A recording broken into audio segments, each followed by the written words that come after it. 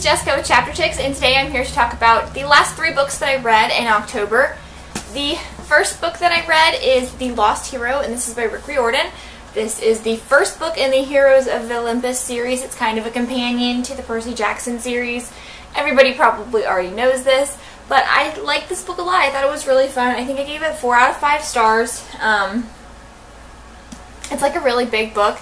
I'm planning on getting all of the next ones like really soon just because I want to have them all just so I can read them and enjoy them one right after the other. The main thing that I thought about this book was there were a lot of parallels to the Percy Jackson series, and I thought that it would get overwhelming, but it really didn't. The main difference that I noticed personally with this series instead of the Percy Jackson series, besides the plot differences and all that good stuff, was that this book was a lot funner for me to read, actually, because Percy Jackson I read about 2 or 3 years ago, and I got the box set at Borders, I think, and just read one right after the other, after the other, after the other in like a week's amount of time. So I read it way too fast. I'm actually thinking about going back and revisiting it just because of how fast I read it and how little of it I retained going back to this. I can see that now. So this book I read a lot slower. I tried to really take it all in, and it really improved my reading experience with it. I really loved it. I thought it was really fun. I loved all the mythological or Greek mythology in it, Roman mythology in it. Characters were just as lovable as those in the first. My favorite character was the Satyr in this, I think is what he is. He's basically a faun.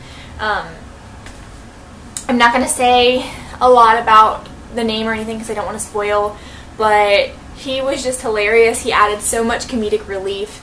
And I also loved the storyline behind each of the characters. It switches perspectives between Leo, Piper, and Jason. Jason being the son of Zeus. Piper is a daughter of Aphrodite. And Leo is the son of, his name, I can't even say it. He's basically like the machine one. I just loved their characters. I loved each of their individual storylines. Jason can't find his memory or can't remember anything.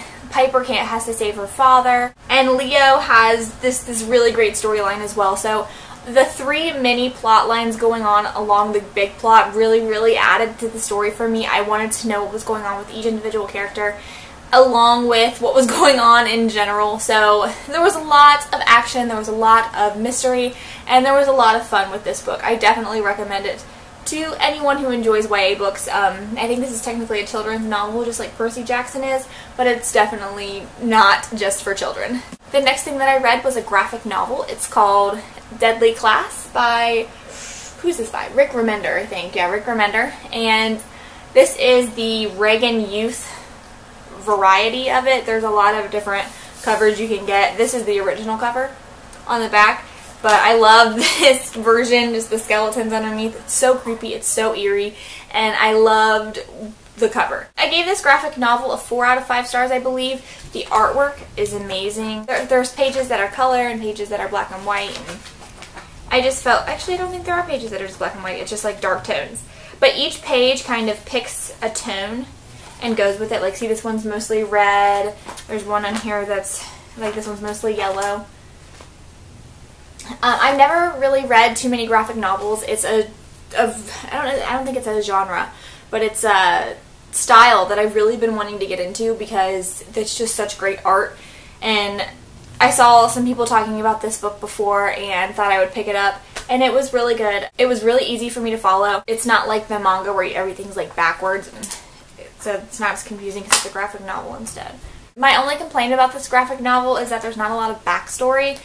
It's about this boy who goes and he is collected into an assassin's guild, basically, and he's homeless and becomes goes to an assassin school, but that's not really what it's about. The majority of the book is spent away from the assassin school, and I wish that it would have developed everybody's backstory more and what is going on with the assassin school and a lot more of the assassin school. But, and like, it's pretty thin, so you can guess why they didn't, but I feel like maybe they'll get into it later on, and that's why they didn't in this one, but I definitely thought it was a lot of fun, and I'm glad I read it. But this is not a YA book at all. It's very graphic. It's got violence, it's got sex, it's got drugs. Do not let people you don't want to read about violence, sex, and drugs read this, because it's got them. It's got the violence and the sex and the drugs. The last thing that I read in October is Nope, not Alice in Zombieland. It's not. Through the Zombie Glass by Gena Showalter. This is the second book in the White Rabbit Chronicles, the first being Alice in Zombieland. I read Alice in Zombieland a while back and immediately went out and picked up the rest of the books in the series. It's so good.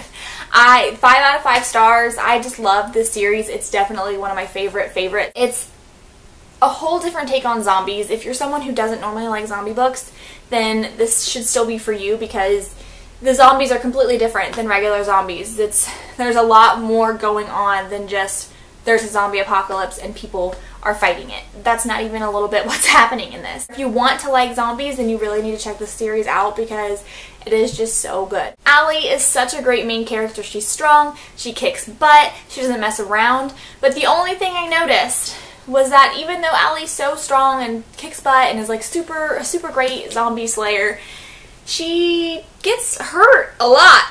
Like pretty much every fight, Allie ends up kicking a lot of butt and then needing saved by someone. So I don't know if the end of this is going to kind of have like a Harry Potter, we all need our friends to survive kind of thing. So I mean, if it does, then that's great, but I feel like Allie needs to stand on her own a little bit and kick some of her own zombie butt and not end up being bitten 6 times in every slaying fight. But that being said, she's absolutely one of my favorite main characters of the year. This is definitely going to be one of my favorite reads of the year, the book series.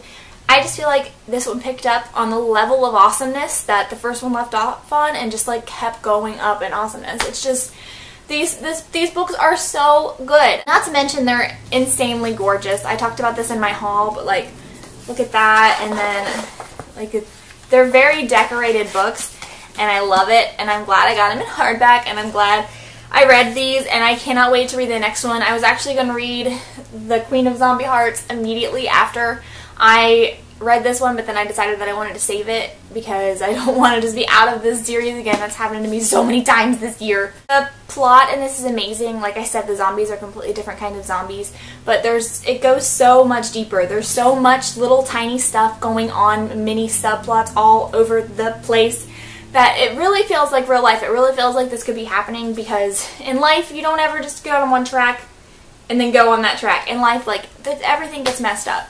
Also, I love pretty much every character in this book. Even the bad guys, they're amazing bad guys. And Kat, her best friend, is hilarious. She is just the right amount of snarky and not annoying. Like, there's other characters in books that are supposed to be like the ditzy best friend, but then they come off as a ditzy, annoying best friend and you don't want to read about them.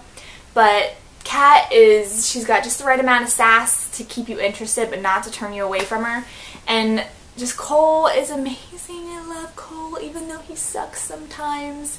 And I have this picture of Cole in my head, but like, I don't think that he could look like a real person. I don't think, like, if they made a movie of this, I don't know who I could imagine them playing Cole, because I imagine Cole being like this big dude.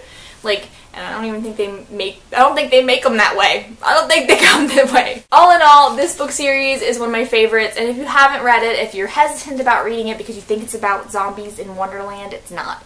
So just please, please, please, please, please read this book series. That was an awful set of mashup reviews. I need to get with it. Get on it. But I hope you guys enjoyed the video anyways, and yeah, I will see you guys later. Bye!